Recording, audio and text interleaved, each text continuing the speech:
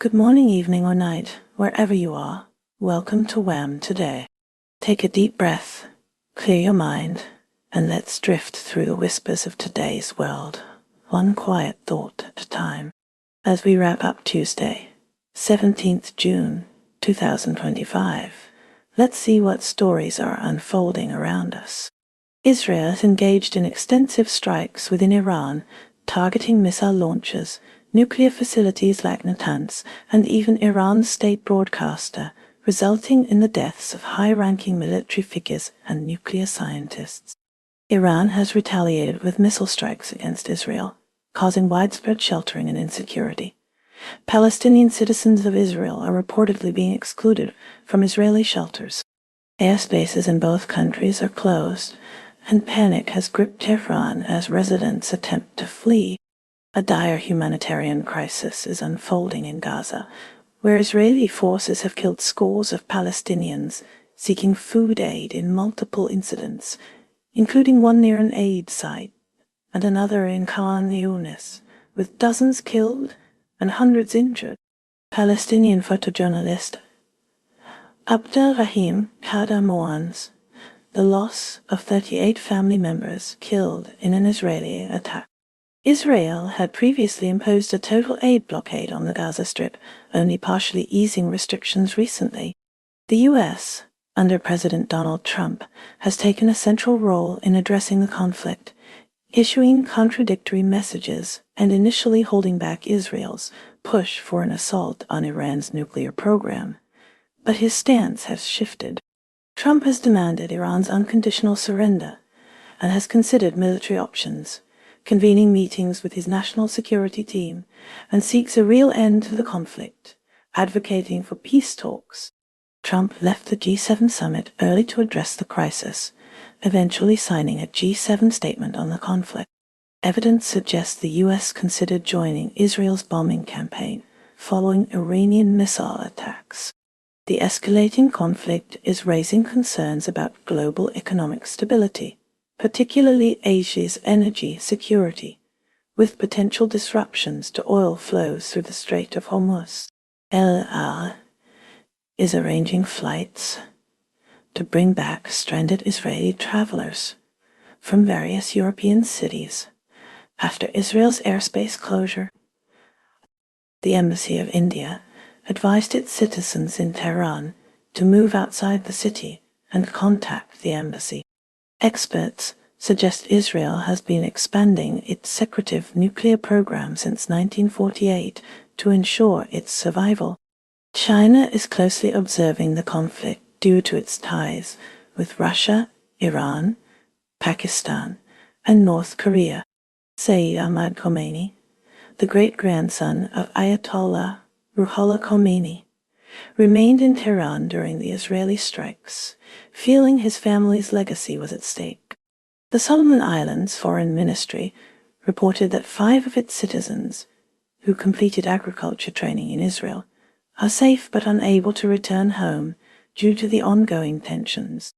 Russia's ongoing military actions in Ukraine remain a central concern, highlighted by a series of intense missile and drone strikes on Kyiv.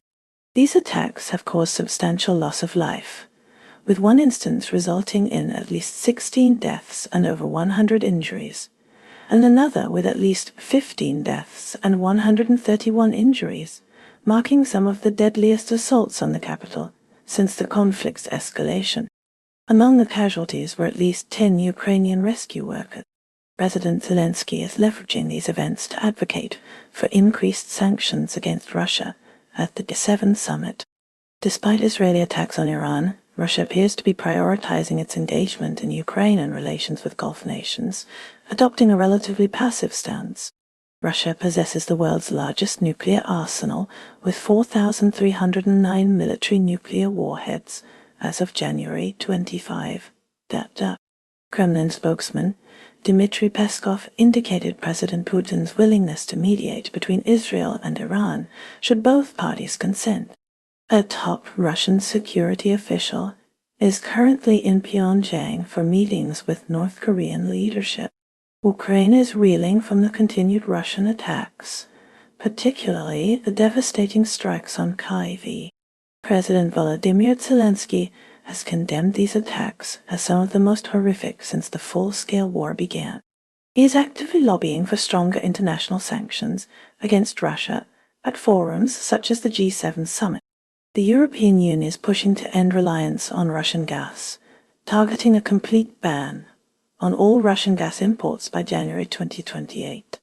EU Energy Commissioner Dan Jorgensen has affirmed that the ban will proceed regardless of the outcome of the conflict in Ukraine, despite opposition from Hungary, Slovakia, and Austria. The EU is also proposing a new package of sanctions against Russia, including a reduction of the Group of 7 nations, price cap on Russian crude oil from $60 to $45 a barrel. The United Kingdom has escalated sanctions against Russia's shadow fleet, imposing bans on ships and blacklisting individuals involved in energy and shipping activities. In the United States, it has come to light that President Trump disbanded a group focused on pressuring Russia, reportedly due to his disinterest in a more confrontational approach toward Moscow. Further, at a G7 summit, Trump criticized Russia's expulsion from the gate following the annexation of Crimea in 2014, reiterating his continued affinity for Putin. North Korea is preparing to send thousands of military construction workers and miners to Russia. China is significantly increasing its nuclear capabilities, adding roughly 100 warheads each year since 2023, bringing the estimated total to at least 600. President Xi Jinping reinforced relationships with Central Asian countries, visiting Kazakhstan for a summit in Astana, committing 1.5 billion yuan, worth $209 million, to support livelihood and development, and signing a friendship pact. Reacting to rising tensions between Israel and Iran, China's embassy in Israel advised citizens to leave as soon as possible, and President Xi offered China's help in restoring peace, calling for de-escalation. China has also accused the U.S. of politicizing economic and technological issues, specifically criticizing the plan to replace Huawei communications towers in Panama. To enhance the renminbi's global influence, the People's Bank of China, PBC, is advancing the digital yuan, planning an international operations center. China's state security agency cautioned about foreign spies using phishing emails containing Trojan programs to target military research institutes and government organizations. The country is also investing in clean energy by transforming decommissioned coal mines into solar power projects, which could address a solar panel surplus. China is reportedly expanding its influence in international development finance through the Shanghai Cooperation Organization, SCO, Development Bank. Amid a surge in the humanoid robotics sector, Chinese firms are offering salaries 3 times the national average to attract leading engineers and AI specialists. Despite ongoing trade tensions, COMEC, the Commercial Aircraft Corporation of China, has secured deals with Western companies like Safran for parts for its 929 wide-body jet. At the Paris Air Show, China displayed a scale model of its J-35A fighter jet, seeking international buyers. Tragically, an explosion at a fireworks factory in central China resulted in 9 deaths and 26 injuries, hindering rescue operations due to the risk of further explosions. On the international stage, European Commission Chief Ursula von der Leyen expressed concerns regarding Beijing's near-monopoly in rare earth elements and the potential for weaponization. Japan is grappling with economic worries as declining exports and a widening trade deficit fuel fears of a possible economic contraction in the second quarter, heightening recession risks. Activist investors are advocating for enhanced governance and efficiency within Japanese corporations, eagerly watching for positive indicators in Japanese stock performance. Amid escalating regional tensions, Japan has escalated its travel advisory for Iran to the highest alert level and is contemplating the evacuation of its citizens, potentially via bus to a nearby nation. Foreign Minister Teki Iwaya stressed the growing unease in the area. Japanese business leaders are imploring China to simplify rare earth export processes, addressing disruptions affecting Japanese companies' production and global supply chains. A former Japanese military leader cautioned that China's assertive actions surrounding contested islands in the East China Sea might portend a landing operation. On the domestic front, 4 newspapers in Japan will discontinue Saturday evening editions starting in August, signaling a departure from a long-standing publishing norm. The Japan Fair Trade Commission, FTC, issued a preliminary warning concerning breaches of freelance law to Shogakukan and Kobansha, both located in Tokyo, urging them to implement preventive measures as stipulated by the law. Japan will impose fines of 12,000 on cyclists using mobile phones while riding, with penalties applied for 113 different types of traffic offenses. Honda successfully executed a launch and landing test of its prototype, reusable rocket on Tuesday, with the goal of achieving spaceflight by 2029. A recent study revealed that young Japanese women are twice as likely to take extended sick leave compared to men, prompting demands for increased attention to sex and age factors in preventing long-term sick leave.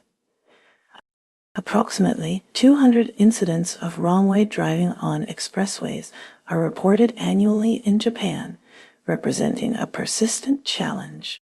Turning to the United States, President Donald Trump has described Japan as a tough negotiator in trade talks and has also voiced criticism of the EU for perceived unfairness in trade negotiation. In other international news, Artie Savea has confirmed his decision to take a sabbatical to play rugby in Japan, meaning that Moana Pacifica is set to lose its inspirational leader next season. United Kingdom. The UK is grappling with a significant shortage of NHS dental care, leading to calls for the government to streamline the process for overseas-trained dentists to practice. Some qualified dentists who have come from overseas are working in unrelated jobs, such as at McDonald's, while the NHS struggles to fill vacancies. On the energy front, the UK's system operator projects the highest level of winter power supplies in 5 years, boosted by increased participation of gas plants, some of which will receive windfall payments. In a legal development, British lawmakers have voted to decriminalise abortion in England and Wales, addressing concerns about the prosecution of women for ending pregnancies. Over 100 women had previously been investigated, including some who suffered miscarriages. Separately, the Casey report exposed an institutional failure to protect children and teenage girls from sexual exploitation. Ukraine has endured a devastating Russian attack that caused at least 15 fatalities and affected numerous sites in Kyiv. President Volodymyr Zelenskyy characterized the assault as one of the most horrific. Amidst the ongoing war, Ukrainian envoy Keith Kellogg proposed that a meeting with Belarus leader Alexander Lukashenko could pave the way for peace negotiations. Zelenskyy had also expressed a desire to meet with U.S. President Donald Trump to discuss the acquisition of additional weaponry to bolster Ukraine's defense capabilities. Group of 7 G7 leaders from 6 of the G7 countries met to discuss critical global challenges, including Russia's war in Ukraine and the conflict between Israel and Iran. The gathering concluded without any major agreements being reached. A planned joint statement concerning Ukraine was ultimately not issued. Iran's complex geopolitical situation is dominated by escalating tensions related to its nuclear program and persistent regional conflicts, exacerbated by stark choices presented by the U.S. regarding incentives and potential risks linked to its nuclear ambition. Former President Trump, amidst the Israel-Iran conflict, demanded Iran's unconditional surrender, despite U.S. intelligence assessments indicating that Iran wasn't actively pursuing nuclear weapon development.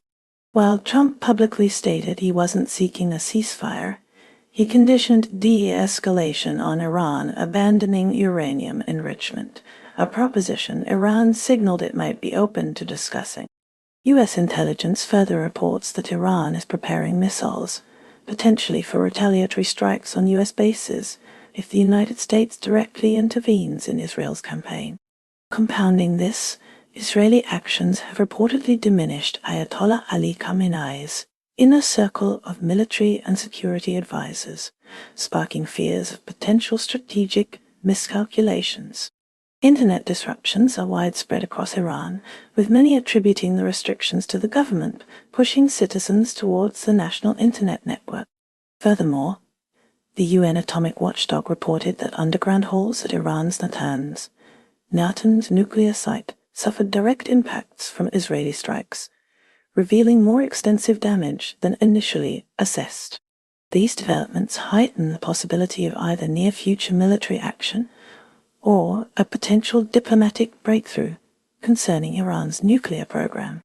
Shifting focus to China, Beijing has strongly condemned the United States' perceived malign influence in Latin America.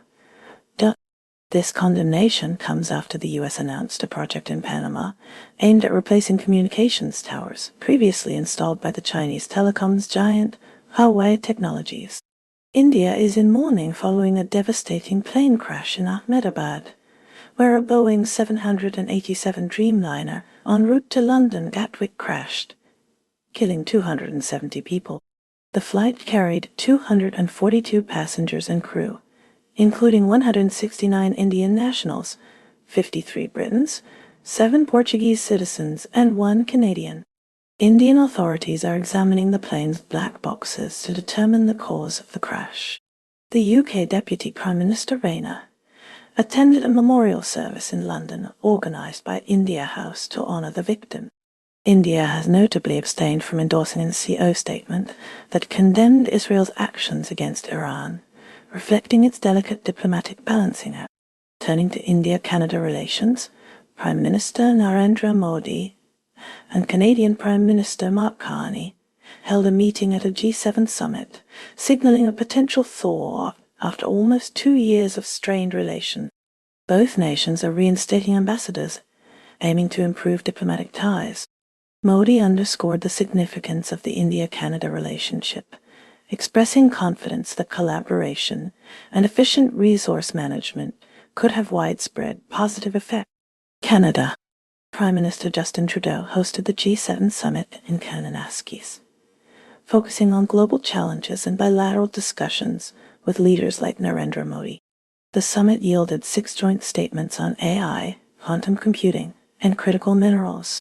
A 7th statement regarding the Ukraine war was reportedly scrapped due to US opposition. Ukrainian President Volodymyr Zelenskyy attended the summit in Canada and secured additional aid for his country's defense. In Ontario, Canada, authorities apprehended 18 individuals, including some of Indian descent, connected to an organized crime ring within the towing sector, confiscating assets exceeding $4.20 million. British Columbia, aiming for economic resilience, is actively diversifying its trade relationships to reduce dependence on any single partner. International relations. Amidst these discussions, former President Trump cut short his attendance at the G7 summit to address the escalating tensions between Israel and Iran. North Korea continues to advance its nuclear program, with the IAEA observing the construction of a new facility at Yongbyon, resembling a uranium enrichment site. Concurrently, North Korea is strengthening its alliance with Russia. Russian Security Council Secretary Sergei Shoigu stated that North Korea will deploy troops to Russia to assist in the reconstruction of Kursk. The Kremlin confirmed the dispatch of 5,000 North Korean workers to Russia, supplementing the existing labor force. These workers, according to RIA Novosti, will include military construction personnel and deminers. Furthermore, 2 U.S. research groups allege that North Korean officials significantly underreported COVID-19 outbreaks and deaths, potentially impeding aid delivery to its citizens.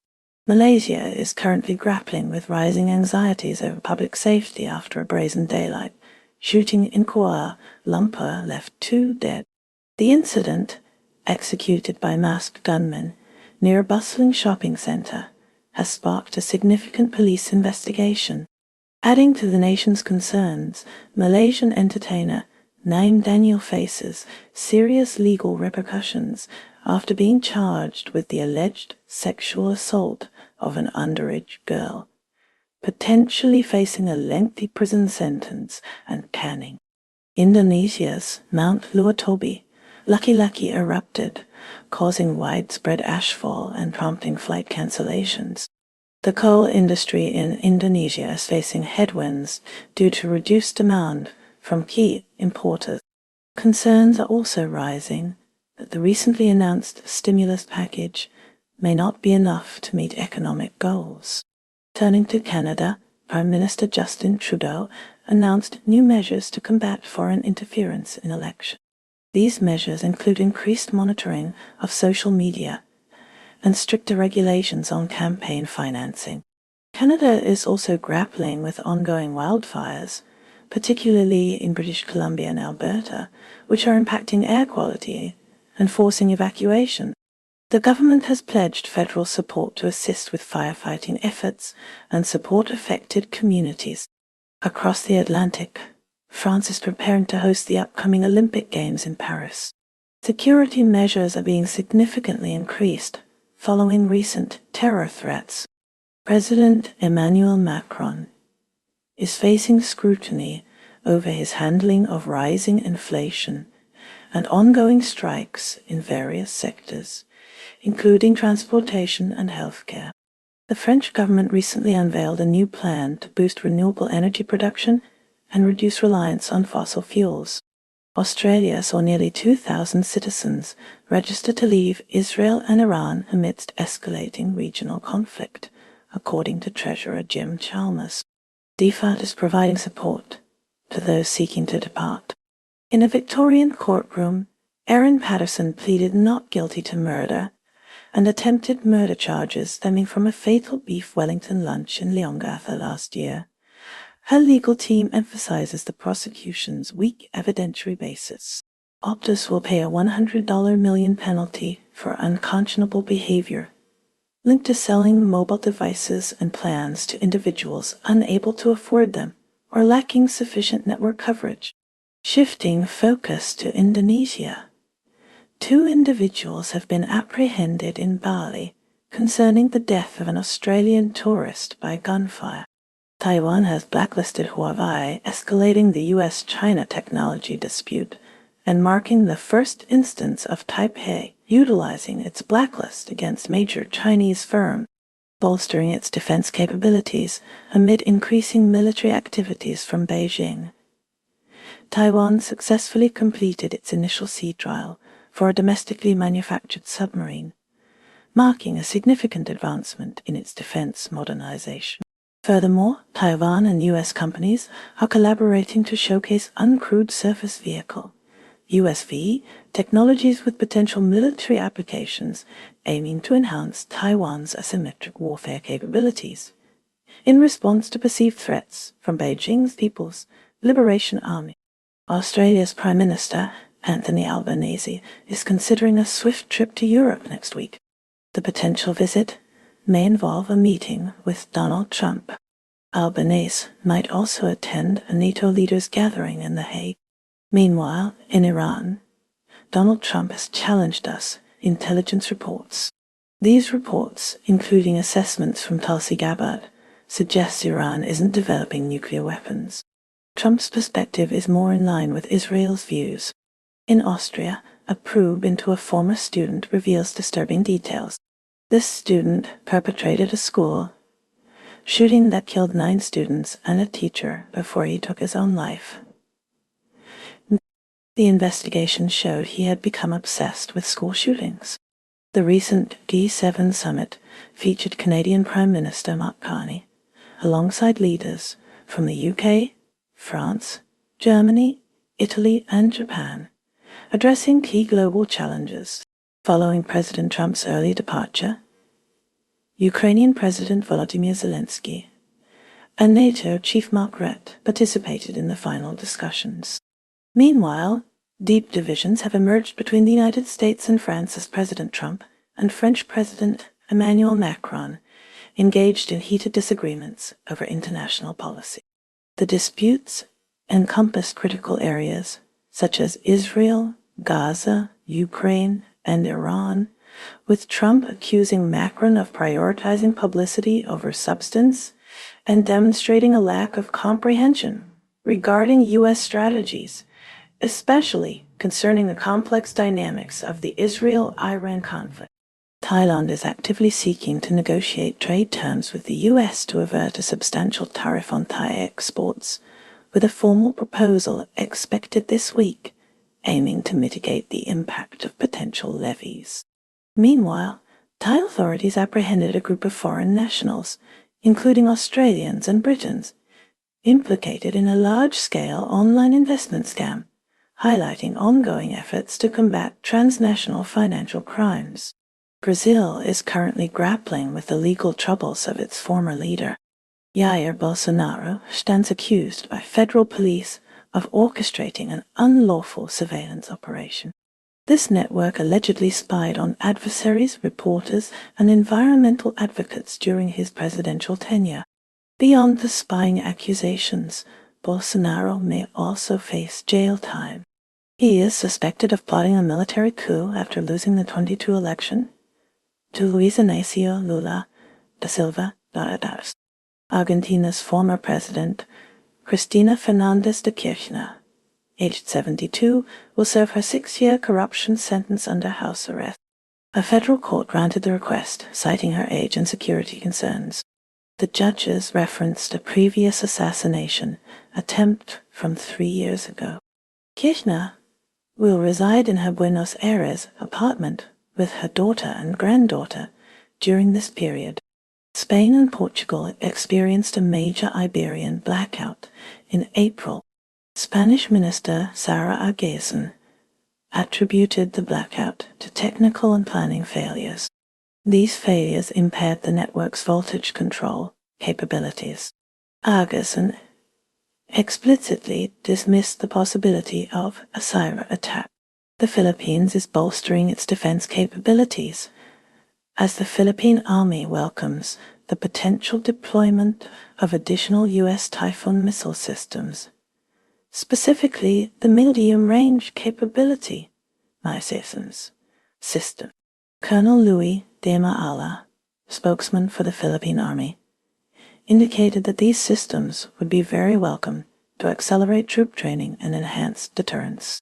This decision comes despite warnings from China, which views such deployments as potentially destabilizing to the region, especially concerning the South China Sea disputes.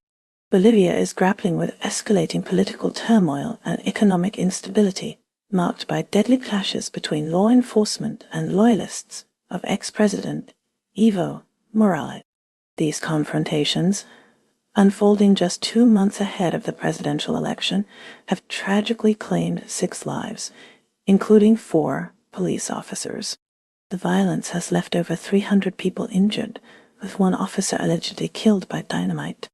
The escalating unrest underscores the nation's fragile political landscape and deep divisions. South Korea has officially ratified the Hague Adoption Convention, a major step toward regulating international adoptions.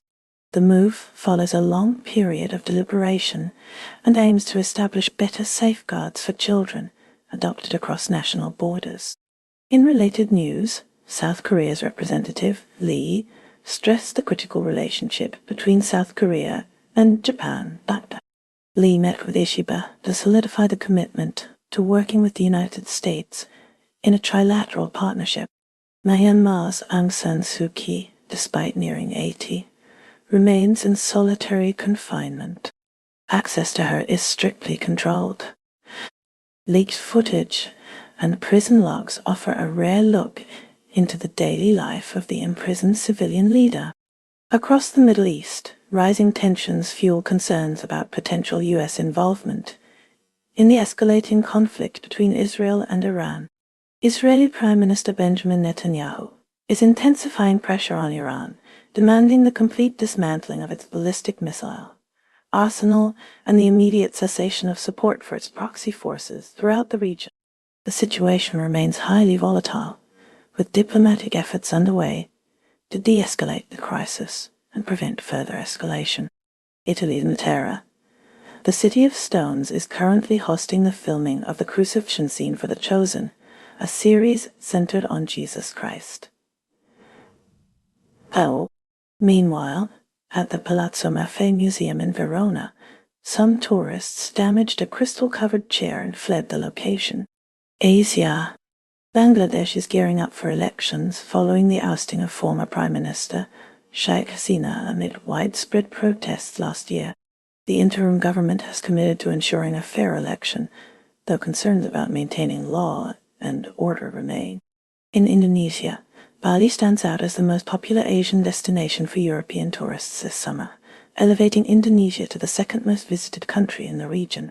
Singapore's Minister of State Gan So Huang has faced scrutiny after allegedly snubbing a handshake from an elderly man at a cultural event, highlighting the heightened expectations placed on politicians post-election.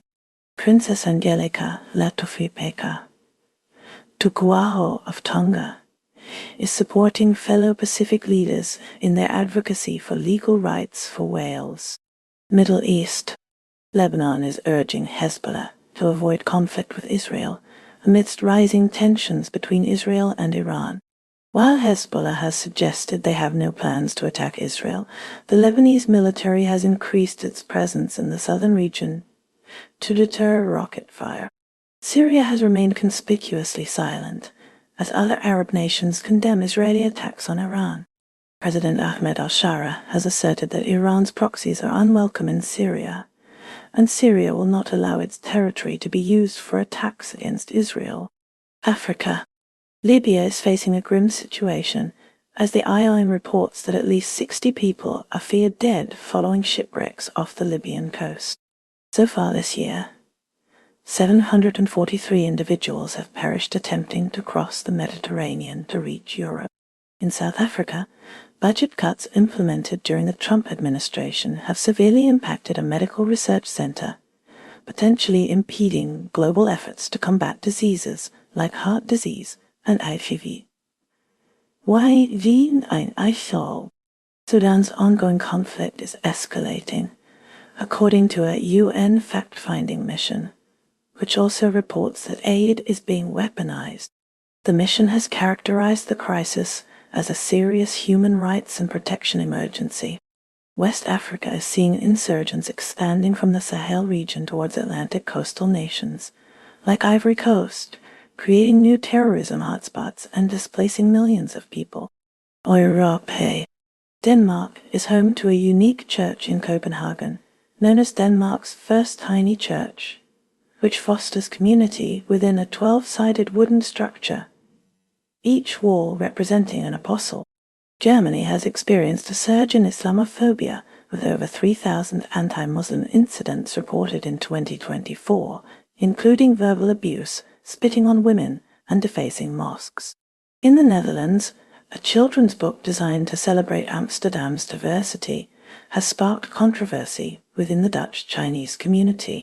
Portugal saw authorities arresting 6 individuals linked to a far-right group, seizing explosive materials and several firearms.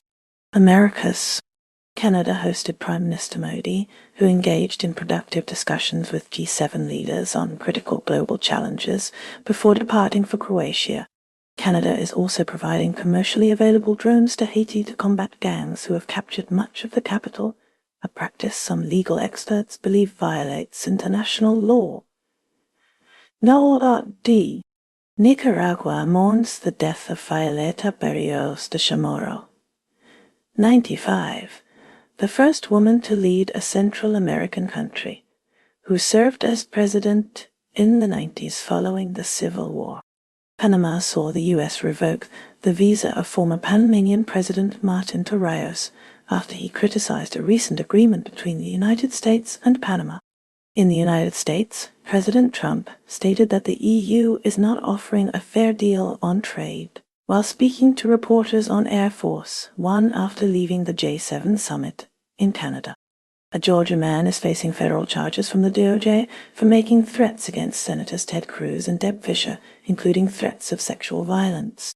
The U.S. National Hurricane Center reports that Tropical Storm Eric has formed near southern Mexico. Oceania. Papua New Guinea is maintaining its ban on deep-sea mining, despite local plans to revive projects, as global efforts to halt the practice gain momentum. And that's a wrap for today's news, because even headlines need a nap. Stay curious, stay kind, and let the noise fade as you find your quiet. Take care, stay awesome, and I'll see you next time on WHAM Today.